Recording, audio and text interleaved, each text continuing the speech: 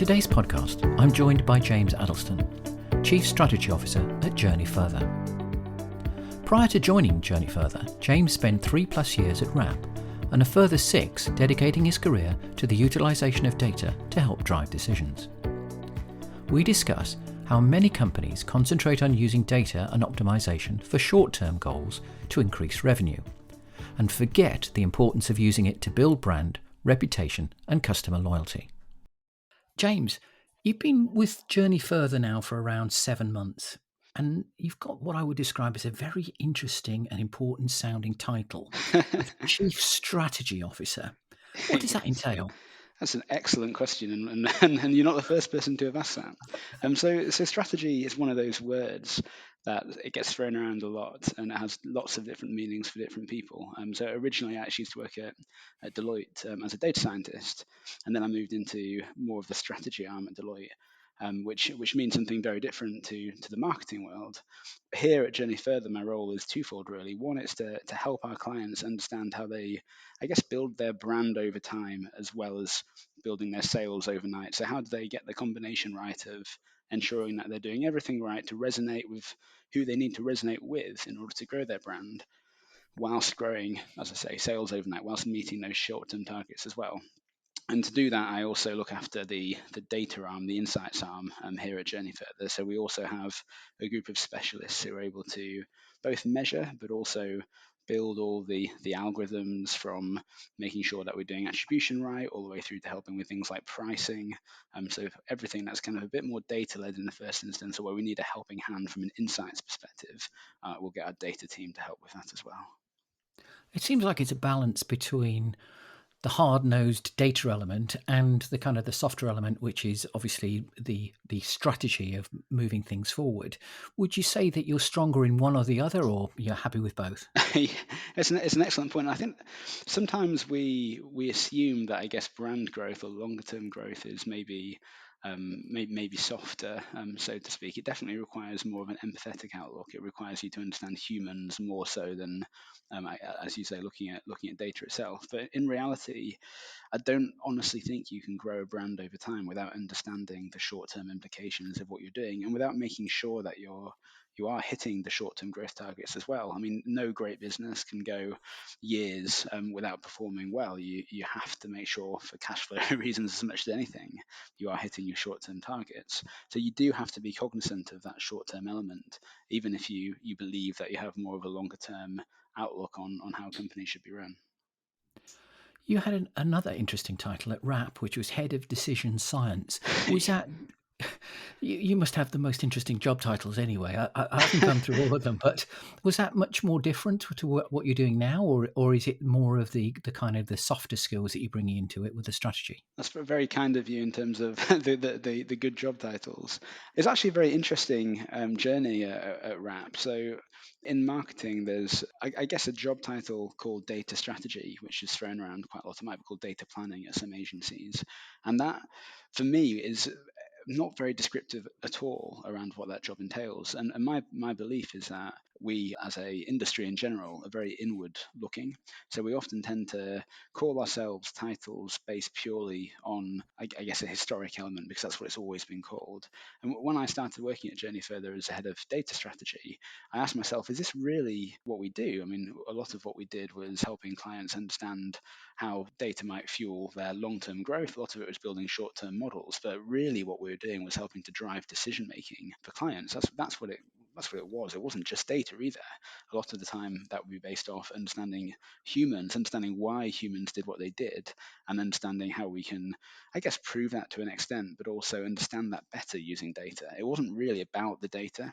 So we changed our structure. And there are companies who have decision scientists.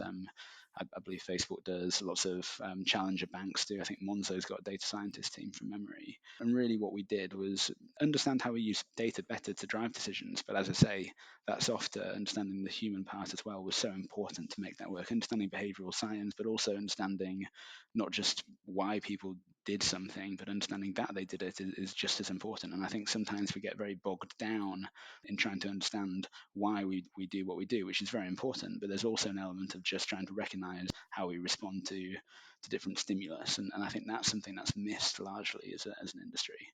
So you've mentioned in the last few minutes about both short-term and long-term optimization.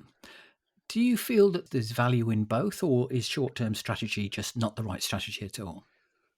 I think it's a bit of a false dichotomy, to be honest, to see them as being different. I mean, you definitely can do things that improve short-term growth, like discounting is a great example of that, which are to the detriment of long term. And you can also do things that might help you in the long term that might be to the detriment of the short term, such as divesting all of your budget from short-term performance channels to brand channels that might not necessarily have the same immediate impact. But in general, you really can do both. There's loads of examples of clients who I'm very lucky to work with who do both extremely well. It doesn't have to be the case that you do one over the other. And in fact, most evidence shows that by getting the combination right, and it varies based on industry, based on client, but lots of people say 60-40 in terms of long-term brand versus short-term. But in general, if you get the balance right for your client, then you will grow both short-term and long-term. I heard somebody said marketing is like asking someone to go out on a date. Brand is giving them the reason to say yes. Is brand always a long-term strategy, or can it be a short-term strategy too? I think it absolutely can also be a short-term strategy. I think in order to be able to make short-term decisions around what we buy day in, day out, we're always leaning on our emotional instincts throughout that. If you went to the shops tomorrow and bought, I don't know, a Snickers instead of a packet of Oreos, I don't know, I've obviously got food on my mind.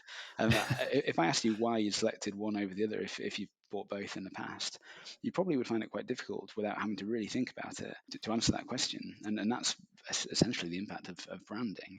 And we often don't ask ourselves why we make certain short term decisions, but in reality, the reason why we make decisions tomorrow is massively impacted by the way that we've engaged with that brand over time. And I guess one thing that I would say just to add to that is if we have a brand at our forefront, and we've got them, I guess, through either prompted or unprompted awareness, but we at least are able to recognize a brand. If we are faced with a short-term decision without necessarily being prompted by that brand specifically to make that decision, just by being in the vicinity of, for example, an Oreo, while we've may have seen larger brand messaging over the past week or so, we're more likely to pick up Oreo, and there's loads of evidence to suggest that that's the case. Again, it's part of this false dichotomy around short-term versus long-term, when actually brand building does encourage you to make decisions tomorrow as much as it does in 6 months, as much as it does in a year. I think one of the things, though, that we've all got confused about is there's this term which has been a very old hackneyed phrase, brand loyalty. And I know brand loyalty exists, and I know that's definitely a long-term strategy. But for instance, if I say would I prefer Nestle versus Cadbury's, I'll always go with Cadbury's because of the long-term brand loyalty I have to that. It must be something where it's challenging to be able to change people's long-term brand loyalty. So that surely must be a long-term effort. Yeah, I mean, there's definitely some great examples of that being the case, and I mean, people do. Lots of people do, and evidence does reflect that lots of people do have certain loyalties towards brands. What I would say, and there's I guess, a very kind of marketing 101 book that I'm sure lots of listeners will have read, How Brands Grow. There's loads of empirical evidence. Also, the long and the short of it's a good example that shows loads of empirical evidence on this. People tend not to have as much brand loyalty as I think we in the marketing industry assume that they do.